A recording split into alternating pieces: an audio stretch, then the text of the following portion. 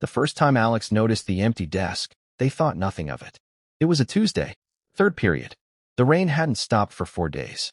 The school was small, one hallway, 6 classrooms, and a boiler that coughed like an old man.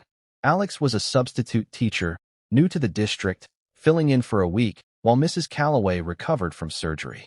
The students were quiet. Too quiet. But that's what the note said.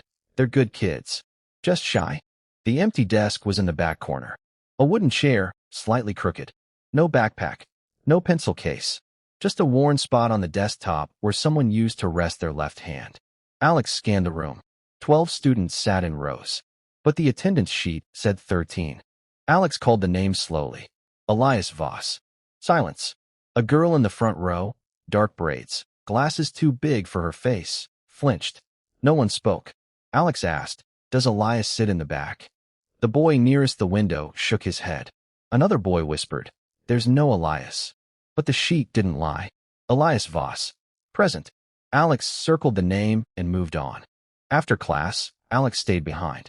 The principal, a man named Mr. Ashford, appeared in the doorway without a sound. "First day?" he asked. Alex nodded. Mr. Ashford smiled. It didn't reach his eyes. "Don't worry about the attendance sheet," he said. "Sometimes the district prints extra names by mistake." But Alex had checked. The sheet was handwritten. Mrs. Calloway's cursive. And the ink on Elias's name was fresher than the rest. Wednesday morning, Alex arrived early. The parking lot was empty except for one car, a green sedan with mud caked up to the door handles. Alex didn't recognize it. The front door of the school was unlocked. That was strange. Mr. Ashford always locked it at 6 p.m.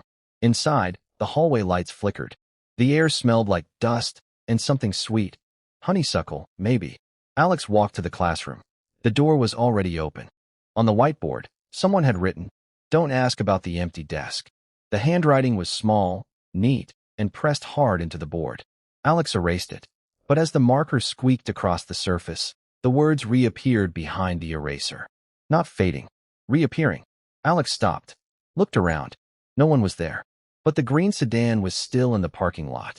By Thursday, Alex had decided to ignore the empty desk. That was the plan. Then the lesson went wrong. Alex asked the class a simple question. "What's your earliest memory?" Hands went up. The boy in the second row said, "My 5th birthday. I got a red bike." Normal. The girl with braids said, "My mom's funeral. I was 3. Alex paused but moved on. Then a boy named Sam, quiet, never spoke, raised his hand. His voice was barely a whisper. "I remember the night Elias disappeared." The room went cold. Not figuratively. The temperature dropped. Sam's breath fogged in the air. The girl with braids grabbed his arm. "Don't," she hissed. Sam's eyes were wide, scared. "You said earliest memory," he whispered to Alex. "That's mine. The night he vanished. We were all there." Alex knelt beside Sam's desk. "Where did Elias go?" Sam opened his mouth. Nothing came out. The lights flickered.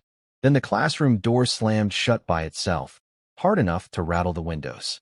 Every student turned to look at the back corner, at the empty desk. Except it wasn't empty anymore. For just a second, a blink, Alex saw a boy sitting there.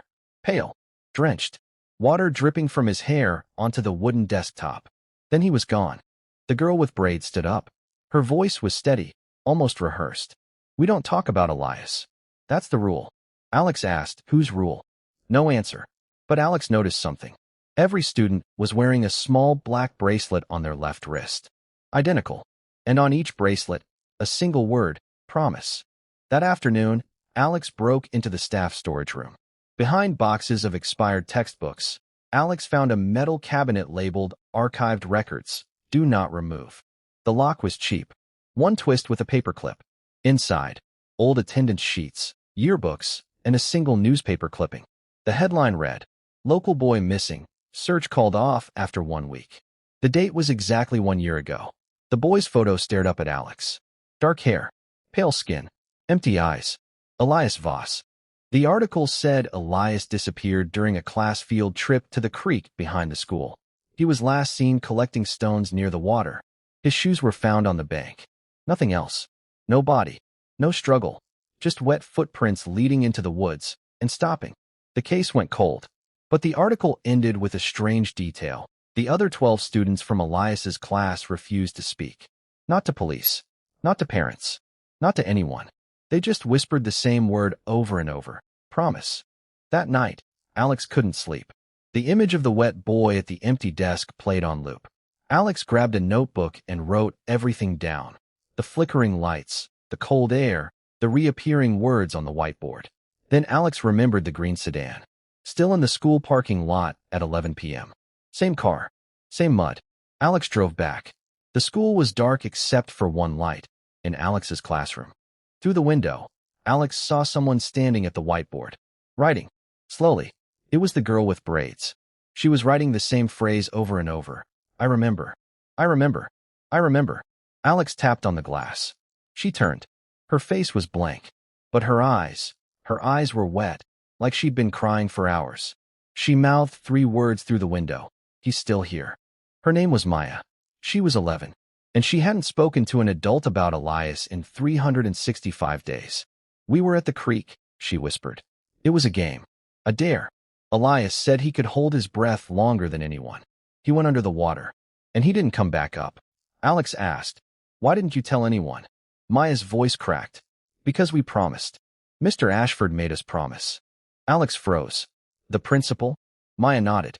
He was there that day. He saw everything. He said if we told, we'd get in trouble. He said Elias ran away. He gave us the bracelets and made us say the promise out loud, one by one. And then he said, Maya stopped. He said if we broke the promise, Elias would never leave. The next morning, Alex didn't go to the principal's office. Alex went to the creek. It was behind the school, past the playground, down a muddy slope. The water was dark, slow, and deeper than a creek should be. On the bank, Alex found something. A single black bracelet, half buried in the mud. The word promise was faded, and next to it, fresh footprints. Small, barefoot, leading from the water into the woods. Alex followed. The footprints went for about 50 yards. Then they stopped at a tree, carved into the bark. I waited. Below that, a date. 1 year ago, the day Elias disappeared. And below that, a second line, written in sharper, newer cuts. Tomorrow, I won't wait anymore. Alex burst into Mr. Ashford's office without knocking. The principal didn't flinch. He was sitting behind his desk, hands folded, smiling that empty smile.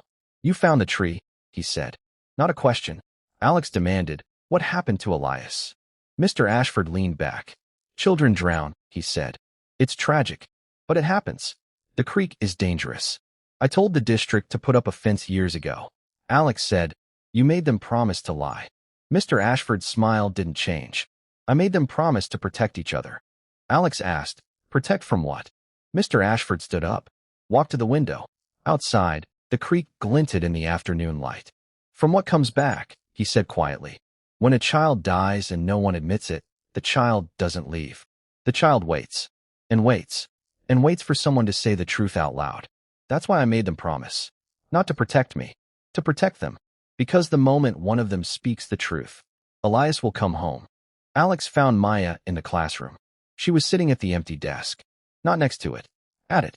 Her hands were flat on the wood. He talks to me, she said without looking up. At night. He says he's cold. He says he doesn't remember drowning. He just remembers the dark and the weight and the sound of us laughing on the bank. Alex sat across from her. Maya, you have to tell the truth. You have to tell someone. A parent, a detective, anyone. Maya shook her head. You don't understand. If I tell, he stops waiting. And if he stops waiting, she finally looked up. Her eyes were completely dry. If he stops waiting, he'll come find us. He said so. He said, one of you speaks, or I do. That's what he's been writing on the board. Not me. Him. Alex made a choice. Not the safe choice. The right one. Alex drove to the county sheriff's office and told them everything.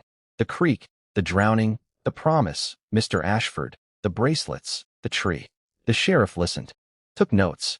Didn't laugh. At the end, he said, we've had reports about that school before. Complaints about Mr. Ashford. Nothing we could prove. Until now. He asked Alex to repeat the part about the bracelets. Then he made a phone call. By the time Alex drove back to the school, it was dark. The parking lot was empty except for the green sedan, and now 3 police cruisers. Mr. Ashford was standing at the front door, hands in his pockets, still smiling. A sheriff's deputy was reading him his rights. Mr. Ashford looked past the deputy, straight at Alex. And he said, "You shouldn't have done that. Not for the reason you think." The students were called in that night. Parents arrived, confused, scared. Maya's mother held her tight. One by one, the children told the truth.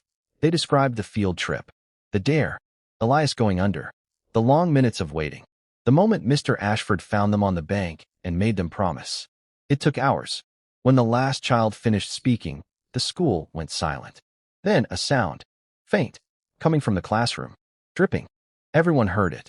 Parents, police, even Mr. Ashford in the back of the squad car, dripping, like water hitting wood. Alex walked to the classroom. The door was open. The empty desk was not empty. Elias sat there, dry, whole, but his eyes were old, too old for a child. He looked at Alex and said one word, "Finally." Then he stood up, walked through the back wall, and vanished. The investigation lasted 3 months. Mr. Ashford was charged with evidence tampering and child endangerment. The creek was drained. Divers found nothing, no body, no clothes, no trace of Elias Voss. The case remains open. But the children, the 12 who made the promise, they started sleeping through the night. The flickering lights stopped. The whiteboard stayed clean. And the green sedan was finally towed away. Alex never substituted at that school again. Couldn't. Not because of fear. Because every time Alex walked past the classroom, the desk in the back corner was always empty. Always. Except for the shadow of a small handprint on the wood, left there as if someone had just pushed themselves up. And if you pressed your ear to the desk, very quietly, you could hear something. Not dripping. Not whispering. Breathing. Slow. Patient. Waiting for the next promise to be made. The mystery of Elias Voss was never solved. Not really. Because some mysteries don't end with answers. They end with questions you're afraid to ask. Why did Elias wait a full year? Why did he need the truth to be spoken out loud? And most of all, if the creek was drained and no body was found, what was in the water that day?